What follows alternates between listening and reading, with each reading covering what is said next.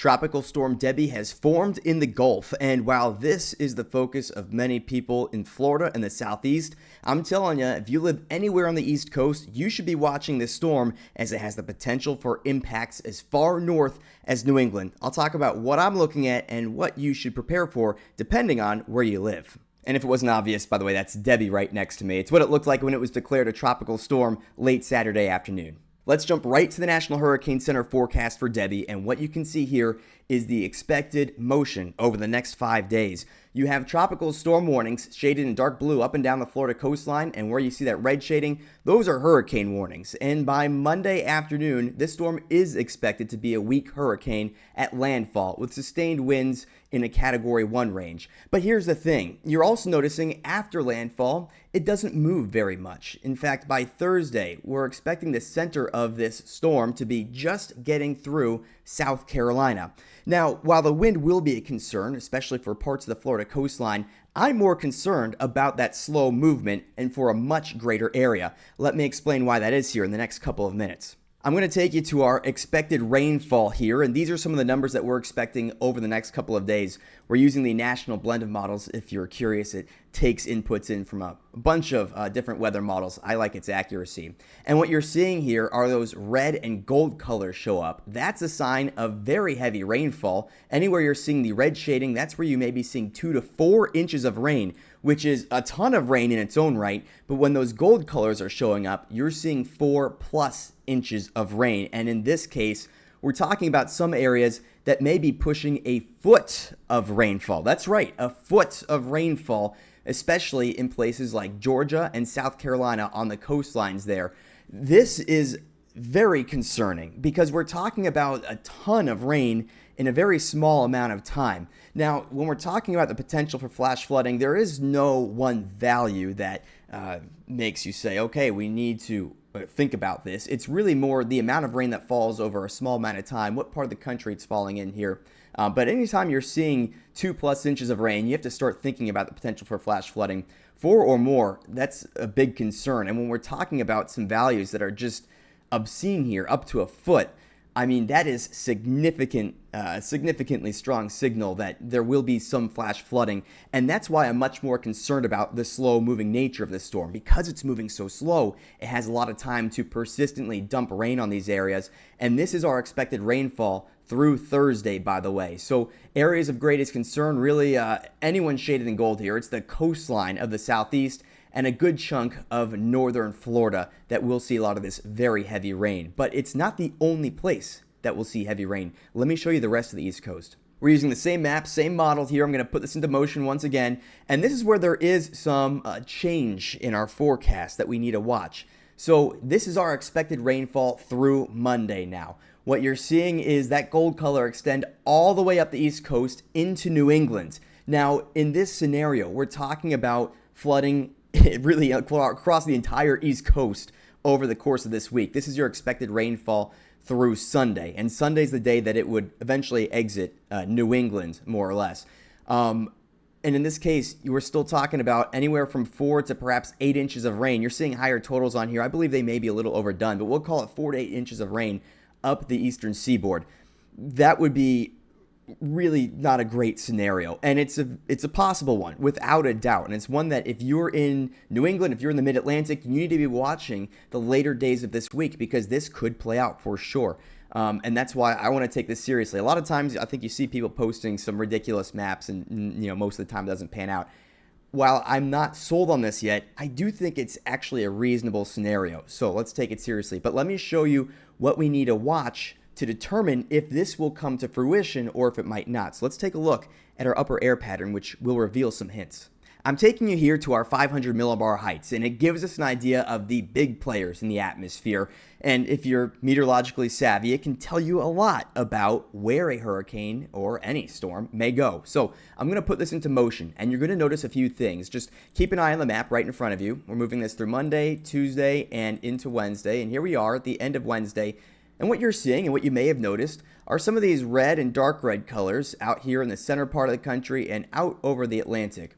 What we have here are ridges. We have this ridge that's out over the central U.S., And we also have our ridge out over the Atlantic, our Atlantic ridge. Now, those help to steer a storm away from them. The storm isn't going to cut into a ridge. It's really, think of it as the path of least resistance. There's a lot of resistance if you're trying to cut into a ridge. So that's part of the reason this storm is, first of all, going to meander. It's being squeezed between these two. It doesn't really have a place to go. But it's also the reason that we're watching this storm for the potential to move up the East Coast. The question is, does it go more inland? Does it cut out to sea a lot quicker? And we have another player at play here that can reveal some of those details. So I'm going to move this forward another 24 hours or so. Here we are on Thursday. I'm going to move it into Friday as well. Here we are on Friday. Now, what begins to happen to this Atlantic ridge is that it begins to get eaten away a bit by this trough coming in from the north. So this trough, what we want to see happen is it to come in strong and it to come in pretty quick as well. The stronger and quicker it comes in, the more it's going to push back on this Atlantic ridge. And as that happens, you'll open the door for this storm to go out over the water, allowing for an escape before dumping all that rain out here in the northeast. And even parts of the mid-Atlantic would be spared, so to speak, in that case. Now, I'll move this forward a little bit more, and you're going to see this is just one of our weather models here. This was the European model. It pulls the core of this storm out to the ocean, partially because that ridge, it gets eaten away at by the trough. So in this case, you're not going to get dumped on as much on the East Coast. Now, there are some solutions that do have that ridge coming in a little bit later, and I'll show you one of them right here, actually. And what you're looking at now is the American model, which is much different than the European. Now, there's a few things this does. I'm not totally on board with it, but the concept is there, just so you have an idea. It's dropping a lot more rain in the mid-Atlantic and northeast, and I'll show you why. Here we are looking at the Atlantic ridge, and just look at how much stronger it is, okay? And here's our trough right there, coming in much later. It's reasonably strong, but the timing is not helping us out. Now, the core of our system's right here. The GFS also takes it much more over land. I'm not really sold on that, though. It's not out of the realm of possibility. But more importantly, let's see what happens here with that stronger ridge. Again, keep an eye on those red colors out here, and your trough coming in here.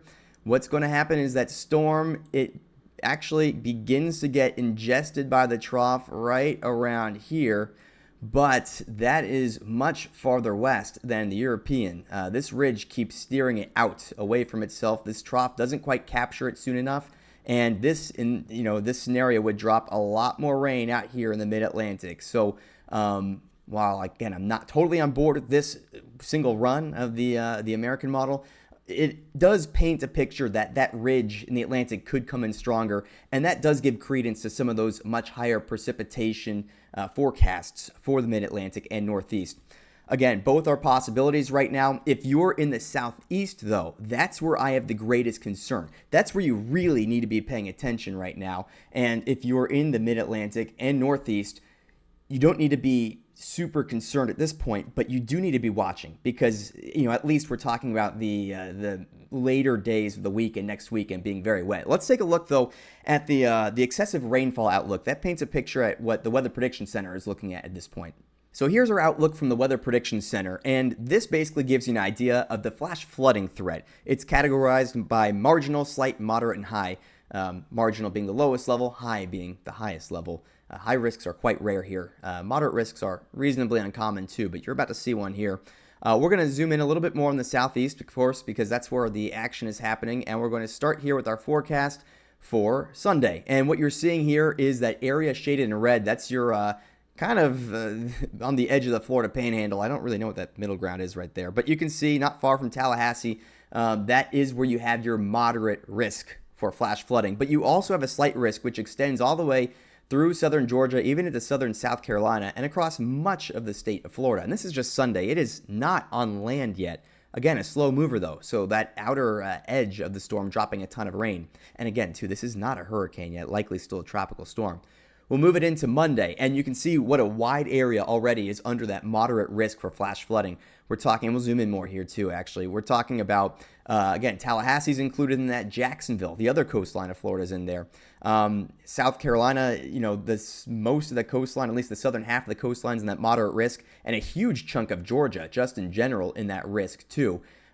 This is, again, largely due to the slow motion of the storm. It's just going to persistently drop heavy rain in these areas. And a slight risk is nothing to scoff at either. That already extends into North Carolina here by the time we get to Monday. But we'll move it into Tuesday. And now we're beginning to see the storm motion a little bit farther to the east and a little farther north here too. So again, South Carolina coastline under the gun here. Much of the North Carolina coastline, but still that Florida coastline included as well. And we'll move it further now into Wednesday. And on Wednesday, again, a slow-moving storm. Many of the same areas under that flash flooding risk. But I also want to point out how far north they extend this risk to. This is to account for some of that uncertainty. And it extends, in fact, into New Jersey here. And this is just through Wednesday. Like I said, this storm, if it does end up taking a path that brings it closer to the coastline as it moves away, that's going to mean that we're talking about flooding largely Thursday and onwards for these areas. And again, we're just looking at the outlook through Wednesday. So the thing is, there's a lot of uncertainty after Wednesday. That's going to be more of a critical time, and we'll get a better idea of whether the storm's going out to sea or whether it's going to ride the coastline a bit. And that'll tell us a lot about the flash flooding risk for the Northeast. But again, there will be enough rain that flash flooding is a possibility if it takes that more westward track. Again, though, the Southeast, we're talking about the potential for up to a foot of rain, and this is significant here, that wide area of moderate risk. That's what you really need to be paying close attention for in the storm. Don't get me wrong, the wind, the landfall is going to be big, but this is the greatest threat with this storm. Now, normally on Sunday, or at least Sundays going forward, I put out a forecast for the entire U.S. looking at the weather for the next week. Of course, Tropical Storm Debby, it's taking center stage. So we're just going to use this in place of that. But if you're still interested in your U.S. forecast, you can look back at what I posted last Thursday, and I'll have something else coming out this Thursday. But in the meantime, if you like the video, if maybe you're learning something from it or getting something out of it, I don't know what it is, consider liking it, consider subscribing. I'm a meteorologist, so you're getting good weather info here. I want to be a resource for you guys. Consider dropping a comment. If you have any questions, I'll get back to you.